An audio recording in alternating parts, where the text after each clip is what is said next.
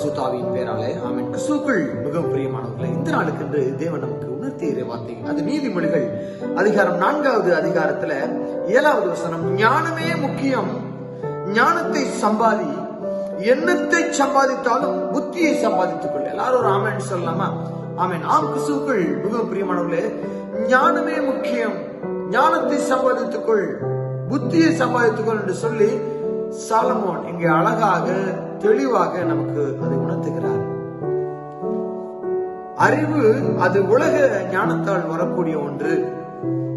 அறிவானது நாம் படிக்கக்கூடிய பாட புத்தகங்களினாலே, நாம் படிக்கக்கூடிய உயர் வகுப்பிலே படிக்கக்கூடிய அந்த புத்தகங்களினாலே நமக்கு கிடைக்கக்கூடிய ஒன்று. ஆனால் ஞானம் அது ஆண்டவர் தரக்கூடியது. புத்தி அது நாம் பெற்றுக்கொள்ளக்கூடிய ஒன்றாக இருக்கிறது. ஞானமே முக்கியம், ஞானத்தை சம்பாதி என்று சொல்லி போட்டிருக்கிறது. எண்ணத்தை சம்பாதிச்சாலும் பரவாயில்ல, நீ ஞானத்தை சம்பாதி என்று சொல்லி நாம் ஞானத்தை சம்பாதித்திருக்கிறோமா? சிந்திக்க அழைக்கப்படுகிறோம். கிறிஸ்துவுக்குள் மிகவும் பிரியமானவர்களே, என்னுடைய அறிவு அது அற்று போகக்கூடியது.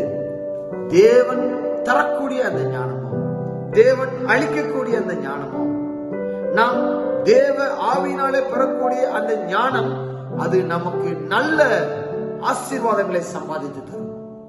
விசுவாசிக்கிறீங்களா?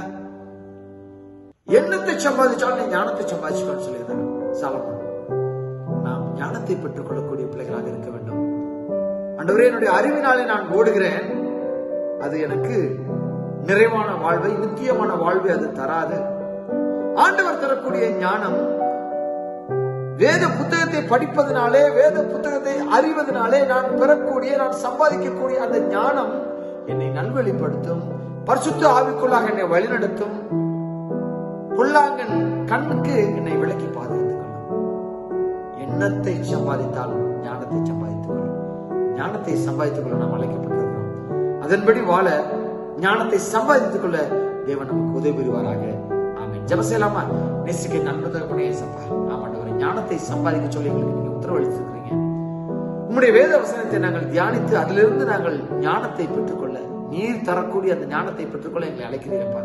அந்த ஞானத்தை பெற்றுக்கொண்டு உமக்கென்று சாட்சியாக வாழ எங்களை ஒப்புக் கொடுக்கிறோம். துதி கன மகிமை எல்லாருக்கும் ஒருவருக்கு செலுத்துகிறோம். இயேசு கிறிஸ்துவின் மூலம் ஜெபம் கேட்கிறோம் நல்ல பிதாவே. ஆமென். God bless you.